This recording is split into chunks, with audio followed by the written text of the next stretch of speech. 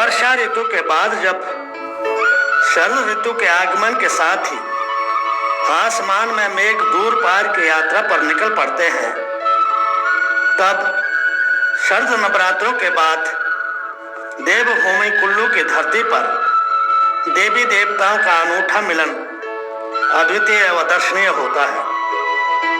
हिमालय द्रोह की इस कड़ी में हम आपको विश्व विख्यात कुल्लू दशहरे में देव महाकुंभ की संपूर्ण जानकारी उपलब्ध करवाएंगे और ये भी बताएंगे कि ये दशहरा कब और क्यों आरंभ हुआ। इसलिए इस एपिसोड को शुरू से लेकर अंत तक देखिए। आश्विन मास के शुक्ल पक्ष की दशमी तिथि को ढालपुर मैदान में ऊंची, लग, महाराजा, गरसा, मणिकर्ण, बंजार, सैंज और प्रसाद के विभिन्न गांवों से आते सोने चांदी के मुहारों, छत्रों व रंग बिरंगे परिधानों से सुसज्जित देवी देवताओं की पालकियों को कंधों पर उठाए जनसमूह का ढालपुर मैदान की तरफ आगमन अलौकिक दृश्य प्रस्तुत करता है। ढोल, नगाड़ों, शहनाई, करनाल, धौंस, भाने, रणसिंगे आदि की करतल मधुर ध्वनि से पूरा ढालपुर मैदान गुंजायमान होता है। ऐसा लगता है मानो समूचा देवलोक धरती पर उतर आया हो। अधर्म पर धर्म की जीत के प्रतीक रूप में संपूर्ण भारतवर्ष में दशहरा हर्षोल्लास से मनाया जाता है। जब अन्य भारत में आश्विन मास की दशमी को दशहरे का अंतिम दिन होता है, तो ये दिन कुल्लू दशहरे का प्रथम दिन होता है। दशमी तिथि को प्रारंभ होने के कारण इसे स्थानीय बोली में विदा दशमी के नाम से भी पुकारा जाता है। कुल्लू के दशहरे में ना तो रामलीला का मंचन होता है और ना ही रावण, कुंभकर्ण तथा मेघनाथ के पुतले जलाए जाते हैं। यद्यपि कुल्लू दशहरा भगवान रघुनाथ का प्रमुख त्योहार है, परंतु इसका संबंध भगवान राम की रावण पर विजय से नहीं है। ये अलग बात है कि भगवान राम की रावण पर विजय आश्विन मास के शुक्ल पक्ष की दशमी को हुई थी, लेकिन कुल्लू में अयोध्या से भगवान रघुनाथ की मूर्ति का इसी तिथि को लाया जाना एक संयोग ही है। विजयदशमी में देवता प्रथम नवरात्र से ही रघुनाथपुर आने प्रारंभ होते हैं। पहले नीणों के देव ऋषि नारद, पालकी से दुर्वासा ऋषि तथा ढालपुर के गौरी देवता प्रथम नवरात्र को रघुनाथ के मंदिर में शीश नवाने के बाद डेरा डालते थे। कुछ वर्षों से गौरी देवता ही प्रथम नवरात्र को रघुनाथपुर में राज परिवार की कुल देवी के सामने अपनी उपस्थिति देता है। भगवान रघुनाथ को ठाकर भी कहते हैं, इसलिए दशहरे के प्रथम दिन की यात्रा को ठाकर निकलना कहते हैं। इस दिन सुबह से ही रघुनाथपुर में 18 करोड़ के प्रौल तथा रघुनाथ के मंदिर में सभी देवी देवता अपने क्षेत्र की हार तथा वाद्य वृंद के साथ शीश नवाने आते हैं। इस अवसर पर राजा कुल्लू सभी देवताओं को पुष्प अर्पित करते हैं। कुछ देवता राजा को अपने गूर के माध्यम से आशीष भी देते हैं और उत्सव के सफलतापूर्वक संपन्न होने की कामना करते हैं। दशहरे में देवी हिडिंबा की महत्वपूर्ण भूमिका होती है। दशमी के दिन जब देवी हिडिंबा मनाली से चलकर रामशिला पहुंचती है, तब राज दरबार से उनकी आगवानी के लिए एक सेवक रघुनाथ की छड़ी लेकर जाता है। पहले देवी हिडिंबा के रथ को रघुनाथ मंदिर में लाया जाता है। तत्पश्चात देवी को आदर पूर्वक राजमहल लाकर राजा के कमरे में बिठाया जाता है। उस समय राज परिवार के सभी लोग महल से बाहर निकलते हैं। कहा जाता है कि देवी हिडिंबा के वरदान से ही राज परिवार के पूर्वज भृंगमणिपाल को राज्य प्राप्त हुआ था। इसलिए राज परिवार वाले देवी हिडिंबा को दादी मानते हैं। महल छोड़ने के पीछे राजमहल को दादी को समर्पित करना माना जाता है। इस अवसर पर छड़ी बरदार, ध्वजा, पंखे, अन्य निशान सहित सभी अस्त्र शस्त्रों की पूजा करवाता है। शस्त्र पूजन के बाद दुंदुभी अर्थात नौबत और अश्व की पूजा भी करवाई जाती है। अश्व पूजन को स्थानीय बोली में घोड़ पूजन कहते हैं। इस अवसर पर राजा 4 व्यक्तियों को 4 तीर सौंपता है। वृश्चिक राशि वाला व्यक्ति पूर्व दिशा की ओर, मेष राशि का व्यक्ति दक्षिण दिशा की ओर, कर्क राशि का व्यक्ति पश्चिम दिशा की ओर तथा तुला राशि का व्यक्ति उत्तर दिशा की ओर तीरों को लेकर जाता है। भगवान श्री राम ने वानर सेना के 4 सेनापतियों को चारों दिशाओं में भेजा था सेना के साथ, और अंगद को दक्षिण दिशा की ओर भेजा था मुख्य सेनापति बना करके। इसलिए इन 4 राशियों के व्यक्तियों को यहाँ भी दुशहरा में चारों दिशाओं में तीर लेकर भेजा जाता। राजा जो 18 करोड़ों के बंद प्रौल के पीछे बैठता है, देवी हिडिंबा के रथ को राजमहल के अंदर से बाहर लाया जाता है। तब देवी के घूर को खेल आती है और वह जोर से पुकारता है, पुत्रुआ। आवाज सुनकर राजा बाहर आता है। तब देवी कहती है, दूध बहुत खांदा रहो, सच्चा राज चलांदा रहो, अर्थात अन्न धन से भरपूर होकर राजकाज चलाता रहे। मेरा आशीर्वाद हमेशा तुम्हारे साथ है। शुभ मुहूर्त के अनुसार दोपहर बाद भगवान रघुनाथ की शोभा यात्रा मंदिर प्रांगण से ढालपुर के लिए निकलती है। इसमें सबसे आगे सुसज्जित नारसिंह का घोड़ा, देवी देवताओं के वादक, ढोल नगाड़ा, द्राग, ढौंस, दमामा, भाना, रणसिंह का करनाल, नौपत, शहनाई छड़े को बजाते हुए चलते हैं। साथ ही झंडे, छड़ी उठाए सेवकों का टोला चलता है। फिर राजा, भक्तजन श्री रघुनाथ की पालकी के साथ देवी देवताओं का रथ सभी एक लंबे जुलूस के रूप में ढालपुर मैदान की ओर चलते हैं। सरवरी नदी पर बने पुल पर पहले छड़ी पदार चलता है। तत्पश्चात रघुनाथ की पालकी पुल पार करती है। इसे रघुनाथ का बौगा टपना कहा जाता है। मार्ग में जगह जगह श्रद्धालु जन रघुनाथ व देवी देवताओं की पालकी के ऊपर पुष्प वर्षा करते हैं। ढालपुर पहुंचने पर उत्सव में पधारे हुए अन्य देवी देवता भगवान रघुनाथ का जोरदार स्वागत करते हैं। रथ मैदान में भगवान रघुनाथ का बड़ा रथ सजाया हुआ होता है। यहाँ पर श्री रघुनाथ के सजे धजे बड़े रथ के आसपास देवी देवताओं की पालकियां विराजमान रहती हैं। बड़े रथ में राम सीता की मूर्ति को स्थापित किया जाता है। रथ के अंदर राम सीता की मूर्तियों के चारों ओर पुजारी तथा भाटू बैठते हैं। नीचे के भाग में मिस्त्री लोहार बैठते हैं। चलते समय रथ में पत्तियों पर पानी फेंकने का काम कोली समाज का व्यक्ति करता है, जो कोली बेहड़ के श्राद्ध गांव का होता है। रथ में ब्रेक लगाने का काम हरिजन परिवार का व्यक्ति करता है। जैसे ही देवी हिडिंबा का रथ यहाँ पहुँचता है, उस समय पारंपरिक वेशभूषा में राज परिवार के सभी सदस्य मौजूद रहते हैं। मैदान में रथ यात्रा देखने के लिए हजारों की संख्या में लोग एकत्रित होते हैं।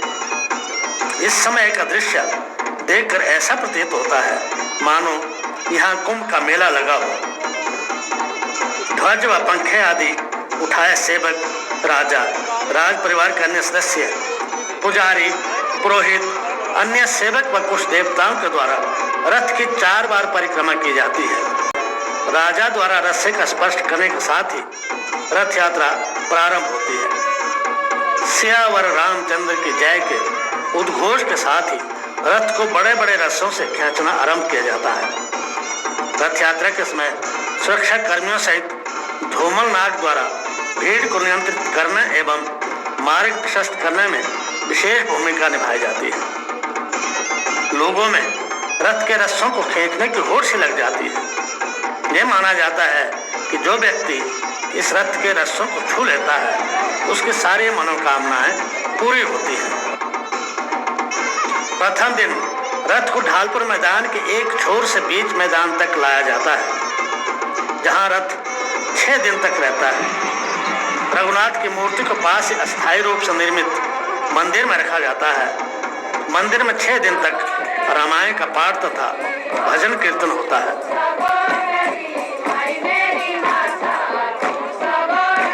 दशहरे के 7 दिन सभी देवी देवता मैदान में लगाए हुए अपने अपने टेंटों में रहते हैं।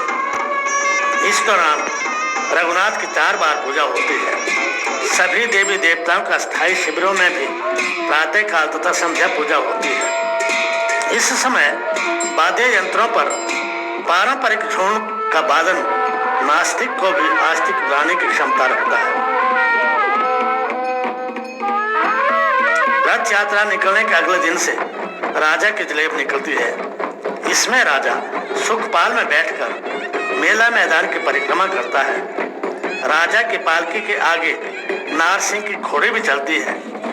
अलग अलग घाटियों से आए कुछ देवताओं के रथ भी राजा की पालकी के साथ चलते हैं। छठा दिन मोहल्ले का दिन होता है। ये दिन देवताओं के मिलन के कारण मोहल्ला कहलाया जाता है। इस दिन दोपहर बाद देव दरबार का आयोजन होता है। इसमें मेले में आए सभी देवता रघुनाथ के दरबार में हाजिरी देते हैं व आशीष ग्रहण करते हैं। वहां से आने के बाद राजा की चारणी के पास जाकर राजगद्दी की वंदना करते हैं। इस समय राजा गद्दी पर विराजमान रहता है। यद्यपि मलाड़ा का जमलू, जाना का देव नारायण, धारा का थिरमल, सोयल का अजिमल तथा बनोगी का गिरमल देवता ढालपुर नहीं आते। ये मेले के दौरान खराल की डोभी चौकी में अपना डेरा जमाते हैं। उनके कारकर्दे मोहल्ले वाले दिन रघुनाथ के दरबार में हाजिरी देते हैं। मोहल्ले की रात्रि संध्या आरती के बाद रघुनाथ के शिविर में नौपत और शहनाई के संगीत पर गोपियों तथा कृष्ण की रासलीला होती है।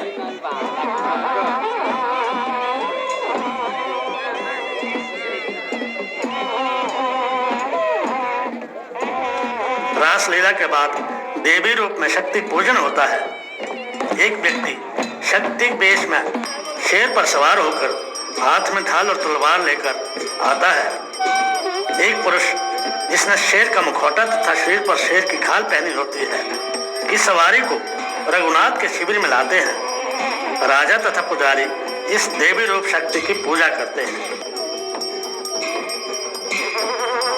मोहल्ले की रात्रि में पूर्णमासी के चांद की रोशनी में सभी देवताओं के कैंपों के बाहर पूरी रात लालरी नाची जाती है। लालरी नाची जाती है।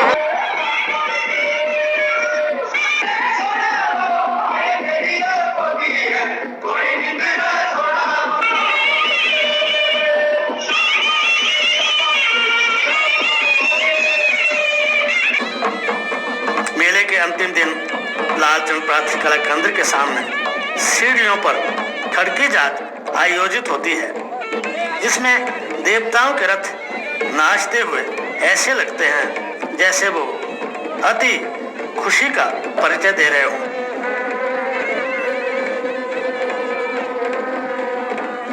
बाद दोपहर को सीता जी की मूर्ति को छोड़कर रघुनाथ की मूर्ति को रथ में रखा जाता है। रथ को मैदान के दूसरे छोर तक ब्यासा नदी के किनारे ले जाया जाता है। पहले जहाँ भैंस, केकड़े, मुर्गे, मछली और मेढ़े आदि की बलि दी जाती, लेकिन अब नारियल से काम चलाया जाने लगा है। बलियां देवी हिडिंबा को समर्पित होती हैं। लंका बेकर में एक किनारे पर कई दिनों से इकट्ठी की हुई झाड़ियों को रावण के प्रतीक रूप में भी जलाया जाता है। बलि देने के बाद देवी हिडिंबा तत्काल अपने स्थान को लौटती है और रथ को मोड़कर उसी रास्ते से जिससे उसे रथ मैदान से लाया होता है वापस पहुंचाया जाता है। वहां पर रथ से राम सीता की मूर्तियों को निकालकर छोटी पालकी में डालकर उसी धूम धड़ाके से रघुनाथपुर पहुंचाया जाता है।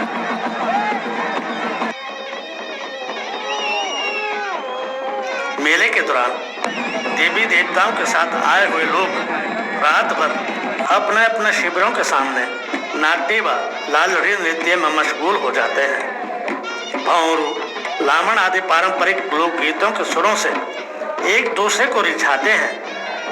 दशहरा उत्सव कमेटी द्वारा सांस्कृतिक कार्यक्रमों का आयोजन भी किया जाता है, जिसमें भारत के अन्य प्रदेशों के साथ साथ दूसरे देशों के कलाकार भी अपना कार्यक्रम दिखाते हैं।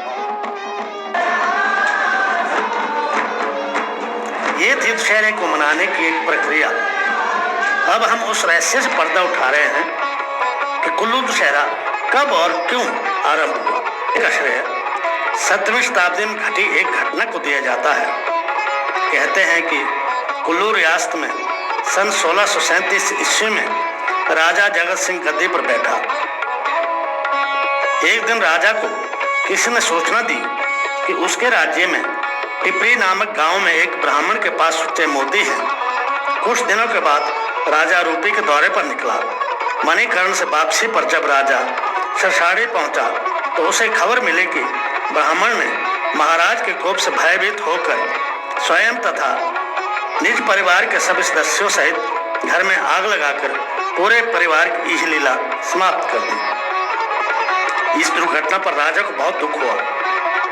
जब राजा अपने महल मकरहाट पहुंचा तो ब्रह्म हत्या के श्राप के कारण भोजन की जगह कीड़े नजर आने लगे। साथ ही राजा की कनिष्ठ उंगली में असाध्य रोग हो गया। इस व्याधि के निवारण हेतु राजगुरु तारानाथ ने राजा को पहाड़ी बाबा से मिलने को कहा। पहाड़ी बाबा ने राजा को रोग के निवारण तथा ब्रह्म हत्या से मुक्ति के लिए उपाय बताया कि अयोध्या के त्रेतानाथ मंदिर में अश्वमेध यज्ञ के समय की राम सीता की मूर्तियां स्थापित हैं। उन्हें यदि यहाँ लाकर प्रतिष्ठापित किया जाए तो ही राजा इस व्याधि से मुक्त हो सकता है। बाबा ने राजा के अनुरोध पर अपने शिष्य दामोदर दास को बुलवाया, जो गुटका सिद्धि जानता था। दामोदर दास गुटका सिद्धि के चमत्कार से तत्काल अयोध्या पहुंचा। वहां पर 1 साल तक त्रेतानाथ मंदिर में पुजारियों की सेवा करता रहा और एक दिन अवसर पाकर उसने राम सीता की मूर्ति उठाई और तत्काल गुटका सिद्धि के प्रयोग से हरिद्वार पहुंच गया। जब अयोध्या में त्रेतानाथ के पुजारियों को इस बात का पता चला तो उन्होंने गुटका सिद्धि जानने वाले पुजारी जोधावर को अपनी सिद्धि के प्रयोग करने का आग्रह किया। जोधावर गुटका सिद्धि का प्रयोग कर तुरंत हरिद्वार पहुंच गया, जहां पर दामोदर दास को राम सीता की पूजा करते हुए पकड़ लिया और पूछा कि तू क्यों मूर्ति चुरा लाया। दामोदर दास ने बताया कि मैं इन मूर्तियों को कुल्लू के राजा जगत सिंह के रोग निवारण के लिए ले जा रहा हूँ। यदि विश्वास नहीं तो मूर्तियों को उठा लो। जोधावर मूर्ति उठाने लगा, परंतु उससे उठाई नहीं गई, जबकि दामोदर ने तत्काल मूर्तियों को उठा लिया। मकरहाट पहुंचने पर राजा जगत सिंह ने श्री रघुनाथ की मूर्ति का जोरदार स्वागत किया और उसकी नरसिंह भगवान के साथ विधि विधान से स्थापना की। भगवान रघुनाथ के चरणामृत का सेवन करने से कुछ दिनों में ही राजा रोग मुक्त हो गया। तब उसने अपना सारा राजपाट रघुनाथ को सौंप दिया। बस स्वयं सेवक अर्थात छड़ी बरदार के रूप में शासन करने लगा। कुछ समय बाद मूर्ति को मणिकर्ण ले जाया गया। कुछ वर्षों बाद जब राजा जगत सिंह ने लग के राजा सुल्तान चंद को हराकर अपनी स्थायी राजधानी नगर से सुल्तानपुर स्थानांतरित की, रघुनाथ जी का मंदिर बनवाकर मूर्तियां मणिकर्ण से लाकर 10वें वाले दिन स्थापित की, जिसमें अपने राज्य के 360 देवी देवताओं को भी आमंत्रित किया गया। सुल्तानपुर में स्थान कम होने के कारण रानी ने ढालपुर का टाकले शाट, जिसे रानी के रुपए भी कहा जाता है, को इस पर्व को मनाने के लिए समर्पित किया, क्योंकि यहाँ पर कुल्लू के समस्त देवी देवताओं का मिलन हुआ था। इसलिए इसे 18 करोड़ के 100 के नाम से भी जाना जाने लगा है। ये थी देवताओं के महाकुंभ कुल्लू दशहरे की कथा। अगली कड़ी में किसी और विषय को लेकर आपके सामने उपस्थित होंगे। तब तक देखते रहिए हिमालय ध्रुव चैनल। इसे सब्सक्राइब, लाइक और शेयर अवश्य करें।